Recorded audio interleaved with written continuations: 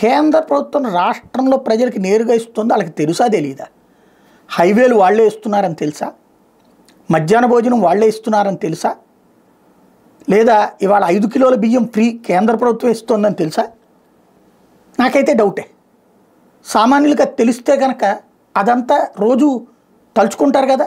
ఎందుకంటే అన్న క్యాంటీన్ పెట్టినటువంటి బాబుని తలుచుకునేటప్పుడు రోజు అన్నం తినడానికి కావాల్సిన తలా ఇంట్లో ఒక్కొక్కరికి 5 కిలోలు ఫ్రీగా ఇచ్చింది తలుచుకోరా? లేదంటే కనుక నేను చెప్పినటువంటి ఈ పథకాల గురించి తలుచుకోరా? రైతులకి ఇప్పుడు ఆంధ్రప్రదేశ్లో 46 లక్షల మందికి, ఒకళ్ళు కాదు ఇద్దరు కాదు, 42 లక్షల మందికి పిఎం కిసాన్ డబ్బులు 6,000 రూపాయలు రాబోతున్నాయి. 3 విడతల్లో ఏడాదికి 6,000 రూపాయలు చెప్పిన ఇప్పటిదాకా అందుతున్నాయి. ఈ ఏడాది నుంచి 10,000 రూపాయలు వేస్తారు వచ్చే మార్చి నుంచి. ఈ ఏడాది ఇది చివరికి ఇస్తే అవుతుంది. ఏదైతే అనంతపురం జిల్లాలో 2,85,000 మంది అత్యధికంగా తీసుకుంటున్నారు. విశాఖపట్నం కూడా 17,000 రూపాయలు తీసుకుంటున్నారు. ఇది 17,000 మంది తీసుకుంటున్నారు. టోటల్గా వచ్చేటప్పటికి 2,000 రూపాయలు చొప్పున డబ్బులు వస్తాయి. ఏడాదికి 6,000. ఏడాదికి 6,000తో ఎవడు బతికేస్తాడంటే నిజం. తలా ₹1 కోటి అయితే ఎవడెవడు, తలా ₹1,00,000 రూపాయలు కూడా ఎవడెవడు.